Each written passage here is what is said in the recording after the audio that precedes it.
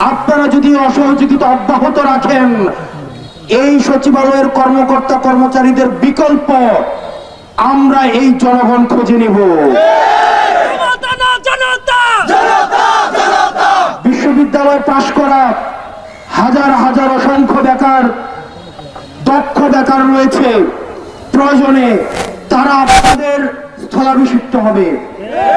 সুতরাং আপনারা যদি মনে করেন এই পতিত হাসিনা শাহী আবার দেশে আসবে এবং আপনারা আবার তার শাসন এবং শোষণ নির্যাতনের রাজত্ব আবার কায়েম করবেন, তাহলে আপনারা ভুলের মধ্যে রয়েছেন।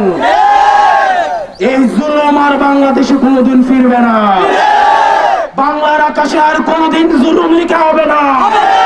আমরা জুলুমের পরিবর্তে আমরা ইনকিলাব লিখেছি।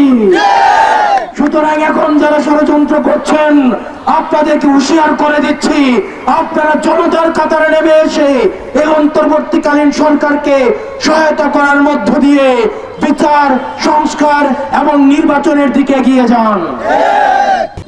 প্রিয় বাঁশখালীবাসী, আমরা একটি সংকটকালীন সময় পার করছি। একই সাথে সাথে অনেক সমস্যা, তার সাথে সাথে অনেক সম্ভাবনার মধ্যে আমরা রয়েছি।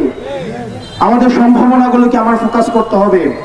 দীর্ঘ দেড় দশকের বেশি সময় ধরে আমরা শুধুমাত্র প্রতারিত হয়েছি। নির্যাতনকে বিগত ফ্যাসিস্ট সরকার নাম দিয়েছিল উন্নয়ন, অর্থনৈতিক লুটপাটকে নাম দিয়েছিল উন্নয়ন, গুম খুন হত্যাকে নাম দিয়েছিল উন্নয়ন, আয়নাঘরকে নাম দিয়েছিল উন্নয়ন, দাড়ি টুপিওয়ালা মানুষকে নির্যাতনের নাম দিয়েছিল সংস্কার।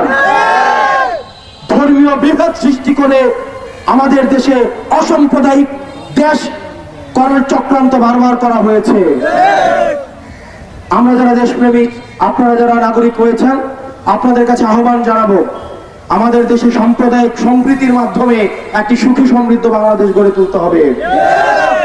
আপনাদেরকে মনে রাখতে হবে, যেই সরকার পালিয়ে গিয়েছে, যদি থাকার হতো এই সরকার কোনোদিন পালিয়ে যেত না। যেহেতু পালিয়ে গিয়েছে এই সরকার আর কোনোদিন ফিরবে না। আমাদের যে বিদ্যমান রাজনৈতিক দলগুলো রয়েছে, আমাদের রাজনৈতিক দলগুলোর মধ্যে মতপার্থক্য থাকবে। আমরা ডায়লগ করব, আমাদের মধ্যে আলোচনা চলবে, আমাদের মধ্যে গঠনমূলক সমালোচনা চলবে। আমরা প্রেস কনফারেন্সের মধ্য দিয়ে, জনমত গঠনের মধ্য দিয়ে, সভা সমিতি করার মধ্য দিয়ে আমরা সেই বিষয়গুলোর গঠনমূলক সমালোচনা করব।